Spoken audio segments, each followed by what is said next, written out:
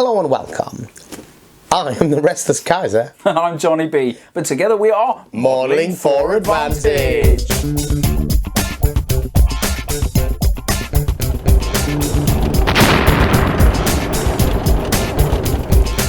Show me your war face, John.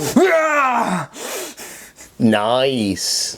So what have we got here then? Hey? Mate, you keep buying boxes. This is what that says on the front there. The Roman invasion of Britain. Roman invasion of Britain. So these are all them games that, like, because I'm going to do unboxing videos, the games that I want to play, but I'm never going to get round to doing the miniatures. Yeah, and slowly by degrees over the next 100 years this will happen. So this is from Warlord. It's a starter set for Hail Caesar. I don't think the miniatures in here are especially new, but do you want to tell them what comes in the box while I get the cellophane off J Bizzle? I can confirm. Can you confirm? The Roman invasion of Britain consisted of, yeah, and this is factual, a softback A5 Caesar rulebook. That's what it came over with, mate. Fact. Yeah. A quick start guide. You get 80 hard plastic celts. 80 hard plastic celts. 40 plastic Roman legionnaires. You also get a Roman scorpion catapult and crew. Yes. Get a metal Imperial Roman commander on horsey. Ooh. And a metal Celt chieftain on horsey. Celtic and Roman water slide shield decals. 12 six-sided dice. And a reference sheet and casualty counters, because that's a bit like the old Napoleonics there. Well, let's have a look. Let's see what we are confronted with inside. So I mean, just hearing that, mate, 120 miniatures for 70 quid. That's all right. And then a catapult and some metal. 50p a figure. You can't fault like the Waterloo one. You open the box and you are not disappointed. It's There's crammed. A nice A5 plasticated books, mate. Beauty. A5 softback rulebook. Looks like the standard Warlord thing is they make an A5 version of the full rulebook. That's cool. That's cool though. Is this portable? Is this another Rick Priestley rule set? It is. Is it really? Designed and written by Rick Priestley. I think this is going to feel a lot like Black Powder, but I might be wrong. Okay, we will find out as we go on. Okay. And then we get one of those nice. These are handy. Little campaign booklets. Because it tells you a bit about what's going on. Yeah, let's have a look. So it tells you how Roman Britain was divided up. Or pre-Roman Britain, should I say. That's us, the Catavolani. The Catavolani? Catavolani, mate. Mate, are you sure you're not just... No, there's a thing in... Dumnonii, mate. That sounds like you. There's a in Cornwall. Dumnonii. There's a thing in St Albans, like, mate, that talks about the Catavolani.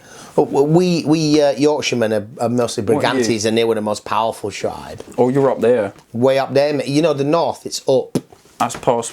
That's past you. Yeah. So like the Waterloo one, you're getting a little bit of information. Which legions came over? That's nice.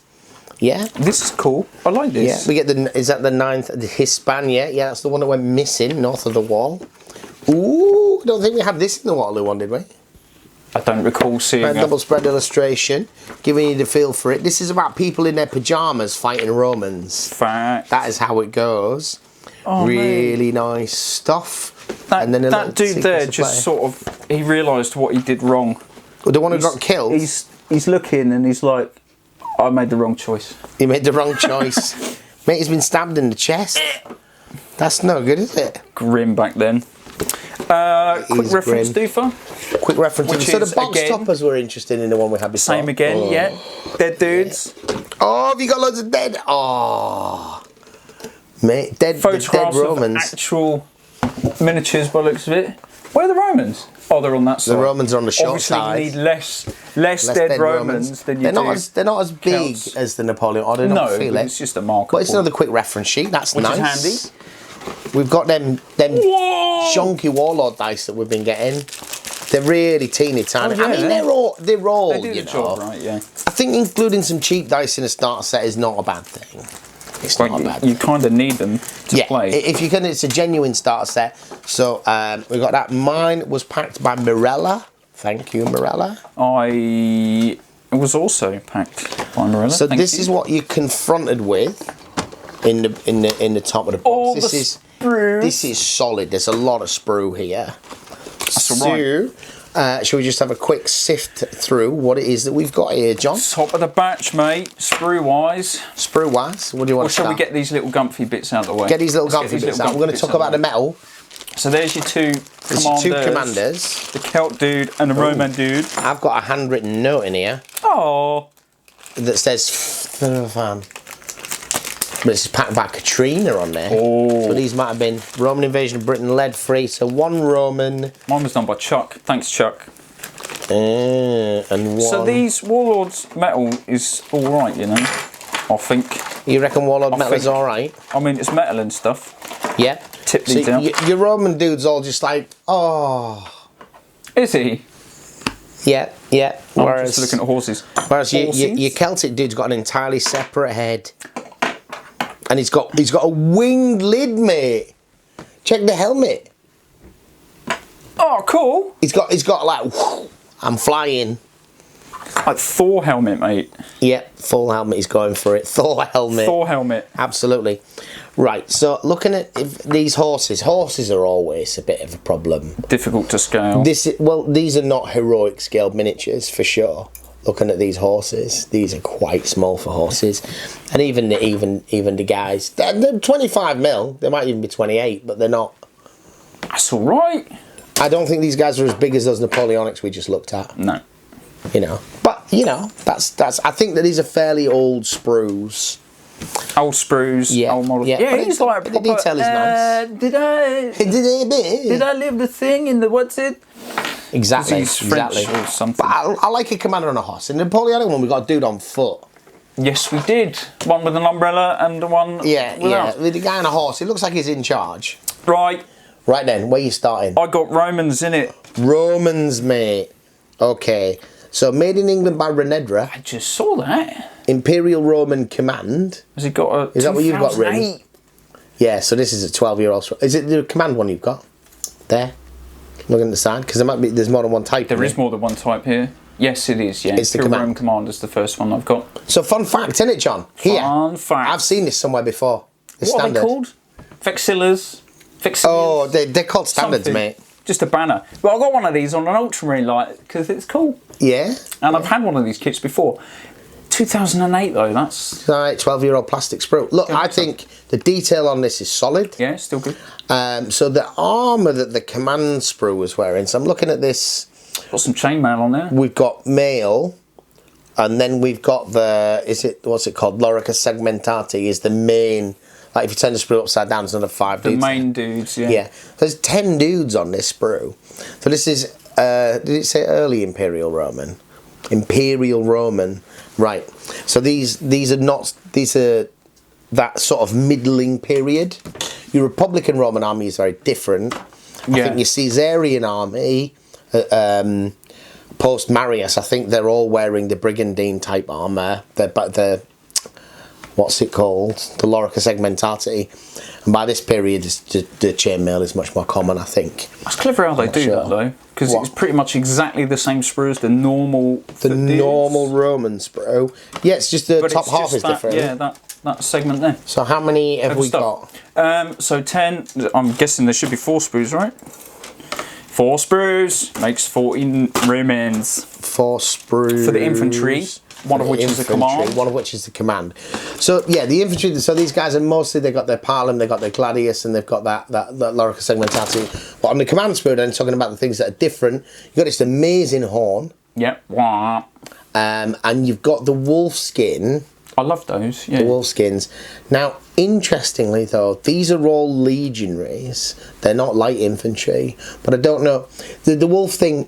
We tend to assume that that's the kind of thing that's worn by like officers, centurions, leaders. Standard, yeah. Just looking cool. That's it. But actually, in the Republican period, 100 years before this, all the light infantry would commonly wear those. The velites, really? Yeah. So I don't know in terms of this period, which I think the musicians and the standard bearers, though, I think are the people who normally wear these. I wonder if there's some on the command some instructions because there's only a couple of them. Yeah.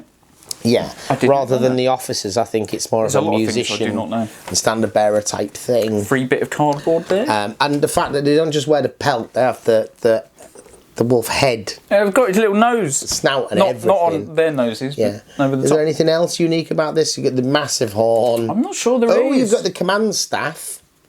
The rod of command. Yeah, which centurions have. There's a name for that, and I don't remember what it is. I'm not so much, you know, my Roman memories are poor. My Roman memories are poor. It's a nice sprue though. And as you said, they've done that thing where most of the sprue is the same, but a little bit of it is different. Yeah. Which has really helped them with their manufacturing costs, I think, across that. So there were should be 4 sprues of that. Well, three in a command. Yeah, so that's 40 Romans. That's your 40 Roman dudes. That's your 40 Romans. You get a bonus Roman sprue, which is their other thing that they talked about. Right, so that's a scorpion. The big bow of doom. Yeah, now it's not a bow though. Imperial Roman Scorpion. Yes. So what do these just Wargamers are going to look at that and think that that's a bolt thrower. Well, yeah. It's a stone thrower, sir. This fires little stones. It fires little stones. I've got arrows on there, mate. Yeah. What? And there's that. I'm seeing arrows on there. It has got arrows. I think scorpions normally fire stones. The Romans have lots of different artillery. Maybe I'm wrong then. I was pretty sure that it was a stone thrower though. But you know, interesting. They're calling it a scorpion, and they've definitely got like javelin arrows. So I might be wrong, and it might be that they were in the earlier period. It's kind of cool. You get 2 crew, 1 or 2 of them carrying arrows or whatever they are. Yeah, it's just like holding that. Yeah. One of them's holding his lid, mate, on the side. If you can see it, he's holding his. He's carrying his helmet. Carrying his helmet. Oh, right. That's a cool little thing. Yeah, because you might be able to use that one. How many heads did you get on that Roman sprue, actually? Because I did not check. That's one of the things. 1, 2, 3, 4, 5. Oh, that's the command sprue. So there's not helmetless ones. 1, 2, 3, 4, 5, 6, 7, 8, 9, 10. You only get. Oh no, there's a couple of. Is there not some bald heads guys at the bottom there? Are there? There's 2 helmets. There's some helmets. But you don't get a bald Maybe was there one on the command sprue? I mean, there's normally a bald guy on every command sprue of any game, right? Normally, but I don't think there is in this instance. No. No, bald heads. So the guy, except the one on this ballista sprue, the scorpion sprue, there must be a bald head. One dude with massive eyebrows. Oh no, that's a headband thing. He's wearing a headband, so you're not going to be able to use him as a commander and have him carry his helmet. That's what where I was going with that. Right, so again, this is a fairly nice looking piece. It's fairly stiff plastic. There's no damage here. It's got that problem that when you make thinner spears and stuff, you get a little bit of that really thin flash right on the edge. On the edge, so you're going to need a really sharp blade to scrape at that. That's a 2011 sprue, so it's a 2011 sprue. So that's all right there, yeah. So there's your Romans. There's your Romans for sure, mate. Of course, we might as well just finish off with you get decals for the doofers as well. Are they decals or are they stickers? Water slide decals. Water slide decals. Pretty detailed. It's all right. That's nice, yeah. And that's good. And on this sheet, you get 40 cavalry ones. Do you get enough? 1, 2, 3, 4, 5, 6. 1, 2, 3, 4, 5, 6. 36, 37, 38, 39. You get 39. You got 40 Romans. Whoa. But you got musicians probably not carrying a shield. Right, so then. Best bit. So Jay Bizzle has actually half naked dudes. It's actually been assembling one of these. Watch this in the side there, look. Yeah. They've probably been watching it since the beginning, mate. So this is different. Yeah. In the sense that you'll notice that the Romans there were pretty much like the Napoleonics, one piece. It is torso and arm. Yes. All you have to do is glue an arm on and the head and the shield, and you're good to go. These are slightly different in that you've got legs and torso separate, which is interesting because it gives them this sort of like lunging, hunched over, running at you. Coming at you, brah. So there you go. That's them. So there's 6 sprues of the warriors and 2 command sprues in my box. Is it the same for you? 4, 5, 6. Yep, 2. And 2 command sprues. Yep. Yeah. So the body's a bit like what. Like you all often find with heads on plastic kits that go into a dimple for the neck, these bodies kind of socket into it, don't they? Yeah, on a ball and socket joint. So I think the idea as a design bit of concept movement with I like it that. But the truth of the matter is there's nothing to fill the gap. So if it doesn't go in pretty much as neat fit, You know, and you can end up with some... If you're up for a lot of green stuff work, then you might get away with it. But yeah.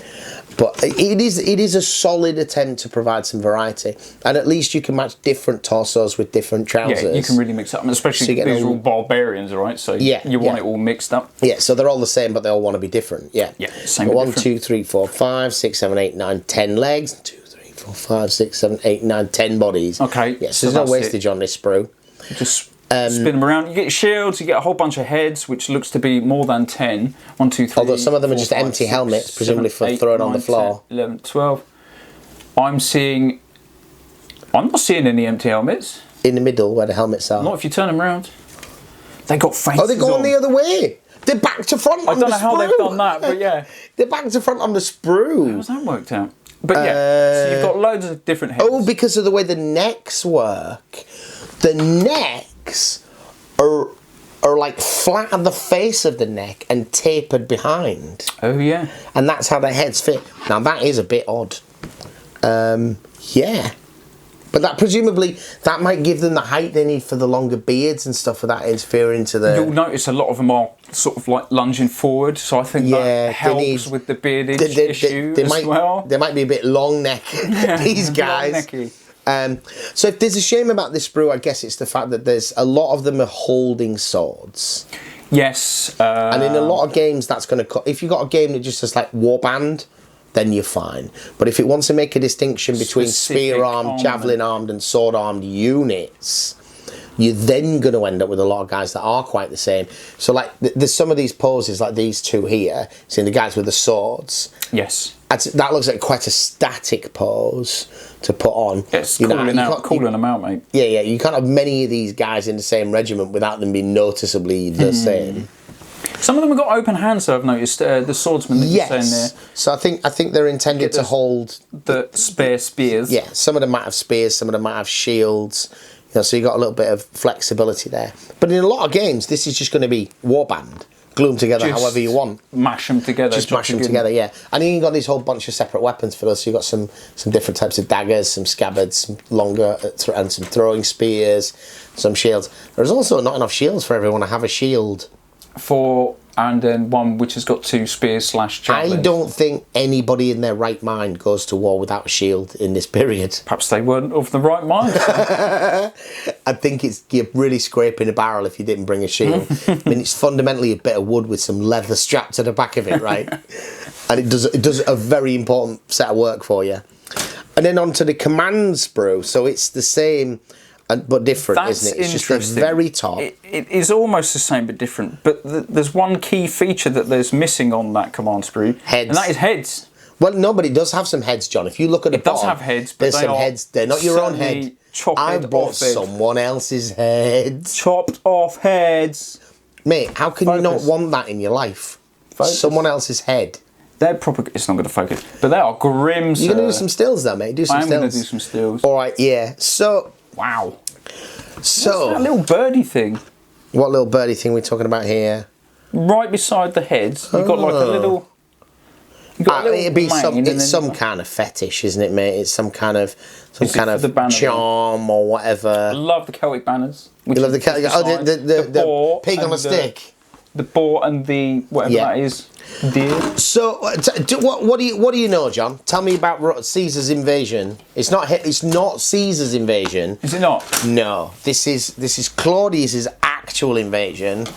So it's 43 AD, mate. It's not Julius Caesar came 55 or 45 BC, but he just came for a look. Just a little glance, just a little gander. I think Caesar's thing was he wanted to say that he had been to the edge of the world. Oh, and we were there waiting for him, and he was like, I've been, I had a look.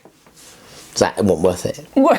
Because it's rainy and miserable. And there's a load of angry dudes waiting for him. And they're angry and half naked. Yeah. So Caesar came. I think he came twice actually. But Claudius in the early ADs. Does it say in here?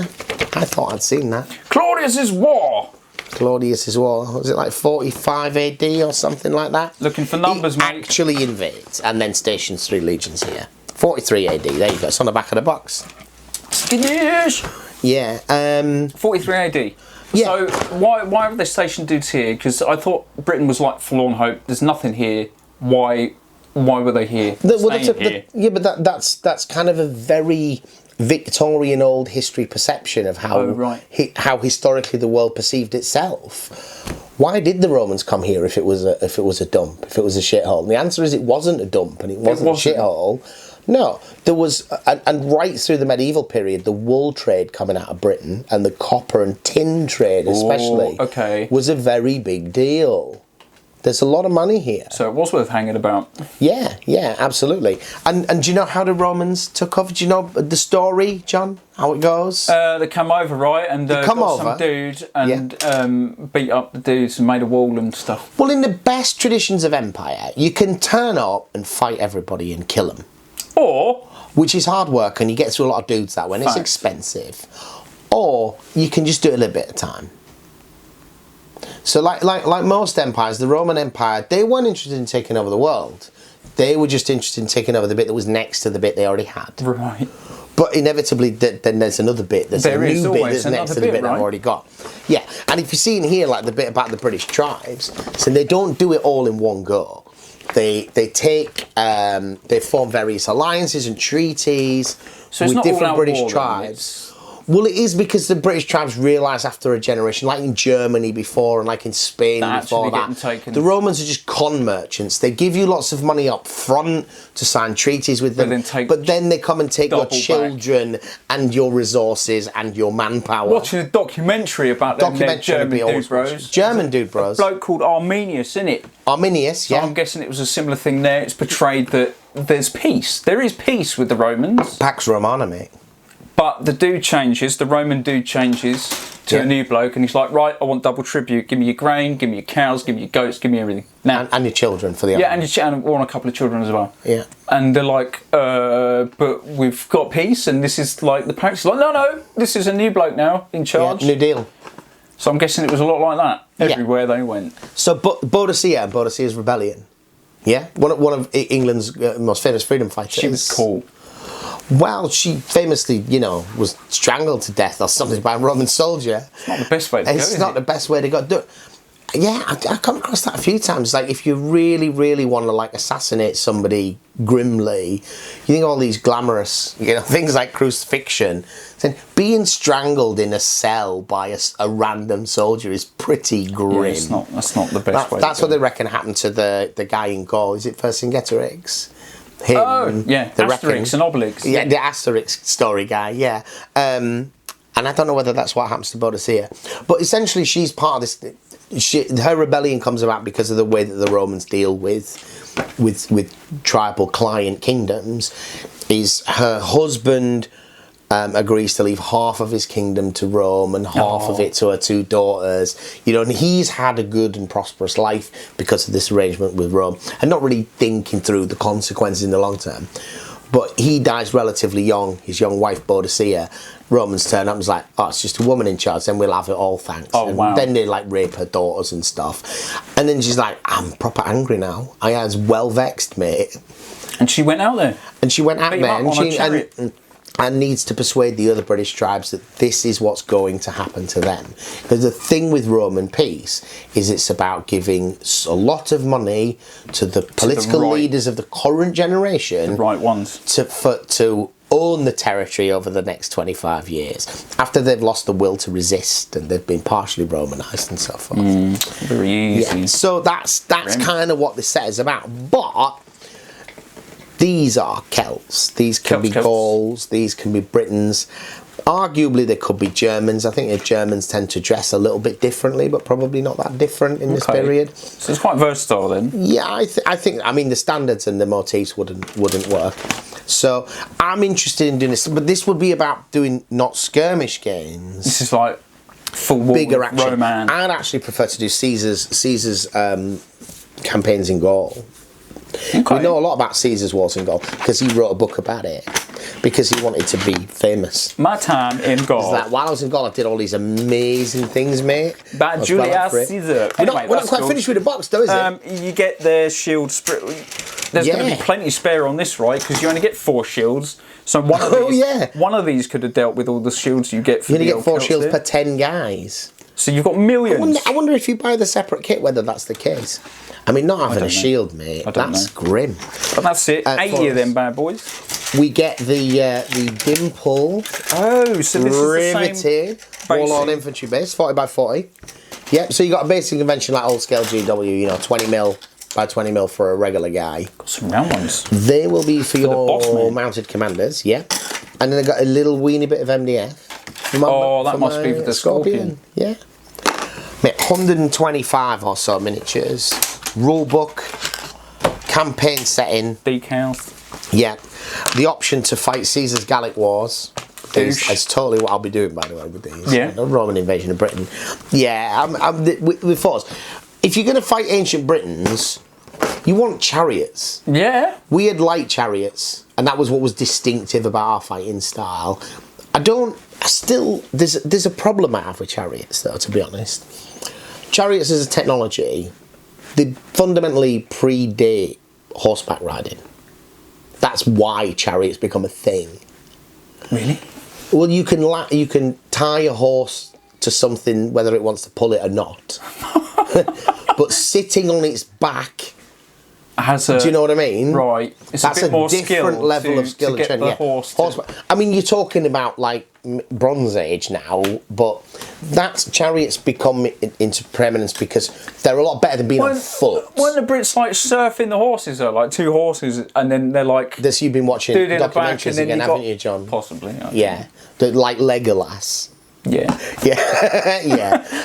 It does sometimes say that kind of stuff in the books, but when reenactors try and do it, they thought he injure was themselves. a famous Celt, Legolas. So, chariot. So here's the thing. Chariot coming at you. There's two horses, or a lot of the British ones might be just single horse. It's basically like a linen basket. You know, a woven bit of wicker with a dude coming at you, half naked, all naked. So, and how's he going to kill you? How's he going to kill me? Yeah. I mean, you're there with your spear and maybe your shield. Probably not if you're from this kit. I'm more scared of the horse running at me. Yeah. But do you think that the horse is going to intentionally collide with you? I would believe that at the time as it is hurtling towards me. And that's the. And I'd be like, "Whoa, I'm not hanging around here," and step aside. But I think in terms of historical research about how military and warfare works, is that it's got to be a nerve thing. It's just a giant game of chicken. Because if that horse does collide with you, its four legs are broken. It's a waste. It's a gone horse. But you may be crushed, and that's not good for you. But it costs them a horse and rider as well. Yes. So it can't. Do you know what I mean in terms of what actually happens when these units fight? Yeah. I think there's still a lot of work to do to find out what happens. Another one we talk about, it's not from this battle set, but from other eras. We talk about pike warfare as being pike pushes, and you watch that movie 300. Documentary. That documentary, yeah. Yeah. Okay, so you've got the guys at the front with the shields, and then all the other guys at the back pushing them. Yes. The pike push, as it's called. All about? Well, or were they not like standing? Well, what if apart, stabbing each other? If we're in the battle line and you're in the front, I do not want to be at the front. You want to be one of the pushers. With you fat gits behind me, squidging me up, squidging you up, mate. I don't want that. Mate, if my own life was threatened by this situation and I'm being pushed forward by the weight of men behind me and I've got a spear in this and a shield in the other, I would drop the spear, pull my blade and stab you in the face because you're going to get me killed before they are. Right. So yeah, in that idea that you're being pushed from behind, it looks good in movies where they're deliberately trying not to hurt each other, and that is the language. What are they gaining from that, though? What do you gain from that? Exactly. Well, I suppose if you get enough force behind it, you break them open, and then you can start stabbing them in the back. Right. But then presumably, if that was genuinely how it was, then mass would be so much more important than skill. For example, if it's just the weight of men pressed behind every dude, it's just in one big conga line. Yeah, so I still don't think, and when you look at the casualty reports from ancient battles, you do get these battles where people are massacred, but that tends to be when like Hannibal surrounds somebody and they spend all day chopping up Romans. It's like, we surrounded them by 10 o'clock in the morning, but we were still killing Romans at tea time. You know, you get that. And there's definitely battles like Agincourt is one, but Cannae is another, where being crushed in on yourself by being surrounded is what led to the destruction of the force. So how is it when we start talking about things like hoplites, we think that's how they chose to fight? I'd like to think they stay at some sort of distance. I think that there's a lot of brinksmanship. There's a lot of like, we run up and I look like I'm in and you're like, whoa, do you know what I mean? Yeah, and you can't really, there's a lot more like really recreate that, can you, on the tabletop? No, because no. I am a god pushing these little plastic dudes around. But you just look at a chariot and think, I can see how the guy being charged with that is scared. Yeah. But there's no way that this is an effective weapon if that's how it's going to kill someone. It's like the horse and rider. Yeah, But it's the sheer fear of it. This is the galloping beast with a crazy... Absolutely. And with the bigger, like the 4-horse chariots and stuff, that's going to feel like that's going to happen. And the sound of that. But to give you an idea of how fast these things were going, there's often a runner whose job is to defend a chariot. Right, so they're not like hurling at 40 miles an hour. Hopping alongside with a javelin and a sword, like, get away from that. It's like, right, this isn't how I'm picturing this at all. Yeah, man, surely they're going at 30. But I think it's just a lot more, we feel of these like massed ranks, which I think it's a lot more skirmishy. Yeah. Not on the macro scale, but on the micro scale, on the tactical scale. What's actually happening when this cohort hits this warband is probably a little, ooh, you know. A lot of that. Yeah. So let's be brutally honest, John. What are we going to do with this kit anyway? Waffle aside about warfare in the ancient period. I think it's likely that the box lid's going to go back on and put it up there, maybe. So this is another one of those things. I love the idea of it, mate. Well, definitely these. I'm going to get some spear guys from this one. What are you doing with the ones that I just made for you? Yeah, the spear guys you just made for me, they are going to be part of my Mortal Gods warband. Okay. I'm going to use them as light peltas because my army is Carthaginian. They're mercenary thing. And I've got mercenaries, you see. So I'm going to start with that, painting them up. I'm not sure I fancy doing a whole check trousers thing. I might get you to do me a couple of them. I'll try. You'll try. That's a little bit of fun then. A little bit. I can handle that, I think. Yeah, or either that, I'll get like a fine liner and just join it on. That might be the way to go. That might be the way to go. Flat colour and a black line. Yeah, do you reckon? That's worth a look, it's worth a look. It's worth a look. Interesting. Yeah. So you will see some of these guys in that, and if we do ever look at Infamy, which I'm not promising because I'm interested in it, but learning new systems and basic miniatures, this would probably be a good kit for that. In terms of playing Hail Caesar, there's 120 miniatures here, and this is a starter kit. Yeah. So it's good if you're committed to it. I want to have a look at that. But in terms of the painting schedule, I can't say we're going to get to it. But I do want to look. You know, I want to read these rules. I want to think about what I want to do. Like. We're going to be unboxing a few of these starter the Warlord games because there's something about the rules that Rick Priestley writes that make them usually quite quick to play. Yeah. Yeah, and they appeal to the kind of old hammer in me. You know what I mean? Even though they're not Warhammer, they feel like it's part a bit of that. Yeah, and if nothing else, you know, red bases are always nice, right? Fact. Alright guys, that's all we've got time for you on this one. Thank you for watching.